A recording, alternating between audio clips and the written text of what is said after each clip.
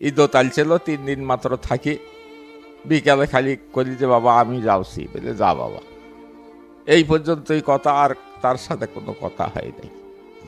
আসসালামু আলাইকুম রহমতুল্লাহি ওবরাকাতু।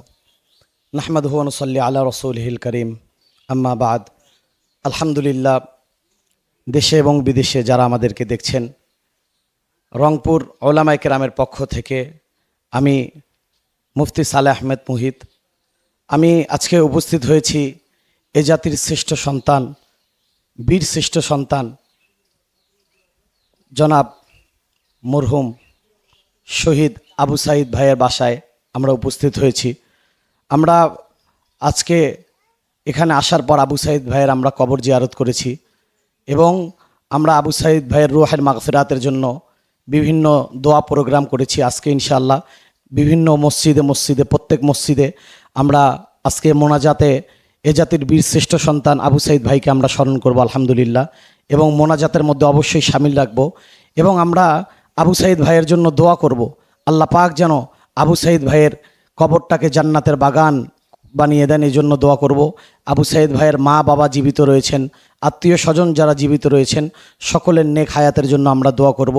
রংপুরের সর্বস্তরের যত ওলামায়ে কেরাম রয়েছেন, সমস্ত ওলামায়ে কেরামের প্রতিনিধি হিসেবে আমাকে এখানে পাঠানো হয়েছে এবং আবু সাঈদ ভাইয়ের বাবার সঙ্গে অতি সংক্ষেপে শুধু দুই একটি কথা বলবো, যেহেতু উনি আসলে অনেক ভারাক্রান্ত হৃদয়ে রয়েছেন, অনেক ব্যথিত হৃদয়ে রয়েছেন। সন্তান হারার বেদনা, মা বাবা ছাড়া পৃথিবীতে এই কষ্ট বুঝার মতো, এই ক্লেশ কষ্ট বুঝার মতো আসলে কেউ থাকে না। সন্তান যার হারিয়ে যায় সেই বুঝে যে সন্তান হারানোর বেদনা কতটুকুই। এজন্য আমরা আল্লাহ পাকের কাছে দোয়া করব, যারা আমার বীরশ্রেষ্ঠ এই শহীদ ভাইকে যারা শহীদ করে দিয়েছে, আল্লাহ পাক যেন এই জমিনের মধ্যে, আল্লাহ পাকের কাছে আমরা বিচার দিব, আল্লাহ পাকের কাছে আমরা সাহায্য চাইব। আল্লাহ পাক যেন এই জমিনের মধ্যে যারা নির্মমভাবে আমার প্রিয় ভাইকে শহীদ করেছে, আল্লাহ পাক যেন দুনিয়া এবং আখিরাতে তাদের বিচার আল্লাহ পাক করে, এটাই কামনা করি। এ পর্যায়ে প্রতিনিয়ত যেহেতু আবু সাঈদ ভাইয়ের বাবার কাছে অনেক মিডিয়া আসে, আমরা আসলে কোনো বিরক্ত করার জন্য আসিনি, জাস্ট একটু ওলামায়ে কেরাম আমাদেরকে বলেছেন ওনার কাছ থেকে কিছু শোনার জন্য। এই জন্য সংক্ষেপে আমরা আবু সাঈদ ভাইয়ের বাবার কাছ থেকে সংক্ষেপে কিছু কথাবার্তা শুনবো ইনশাআল্লাহ। আল্লাহ পাক সকলকে তৌফিক দান করুক। আসসালামু আলাইকুম রহমতুল্লাহ।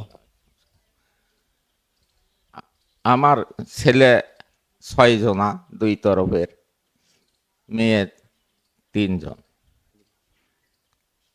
আমার ছেলে বহু কষ্ট করে পড়ছে, আবার সংসার তো সংকীর্ণ, ছেলের জন্যে অনেক কিছু ত্যাগ স্বীকার করতে হয়েছে করে। এখন ছেলে এখন লেখাপড়া করলো, করে এখন তো চাকরি পাবে, সে জানে, বলছে যে বাবা আমাকে কোনো হরতাল করতে হবে না, আমার ইনশাআল্লাহ আমার মেধার জোরেই চাকরি হবে। আবার এই ছেলে এই দিন নির্বন্ধন চিকিৎসল, ফির পরীক্ষা দিছিল লিখিত, কষে 2-4 দিনের মধ্যে রেজাল্ট হবে, এই কথা বলেই শেষ। এখন ঈদও তালছিল 3 দিন মাত্র থাকি, বিকালে খালি করি যে বাবা আমি যাচ্ছি, বলে যা বাবা, এই পর্যন্তই কথা, আর তার সাথে কোনো কথা হয় নাই। আবু সাঈদ ভাইয়ের কি ছোট কোনো ভাই বোন আছে? একজন বোন আছে। সাঈদ ভাইয়ের ছোট বোন? হ্যাঁ, উনি কি বিবাহিত না অবিবাহিত? বিবাহিত। বিবাহিত। আবু সাঈদ ভাইয়ের ছোট কোনো ভাই নেই? না, ওনার ছোট ভাই নেই। আবু সাঈদ ভাইয়ের মা যে উনি জীবিত আছেন? জি, জীবিত আছে। আলহামদুলিল্লাহ, অসংখ্য ধন্যবাদ।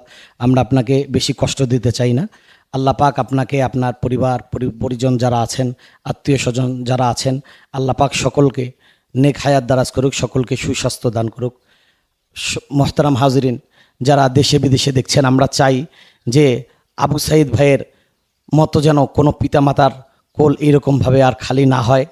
কেউ যেন এই হক কথা বাস্তবায়ন করতে, আর যেন কোনো হক কথা বাস্তবায়ন করতে গিয়ে আর কোনো তাজা প্রাণ যেন ঝরে না যায়, এ বলেই আজকে আমি আপনাদের কাছ থেকে বিদায় নিচ্ছি। আবু সাঈদ ভাইয়ের প্রতি, আবু সাঈদ ভাইয়ের পরিবার পরিজনদের প্রতি অকৃতজ্ঞ ভালোবাসা জানিয়ে আজকে আমি আপনাদের কাছ থেকে বিদায় নিচ্ছি।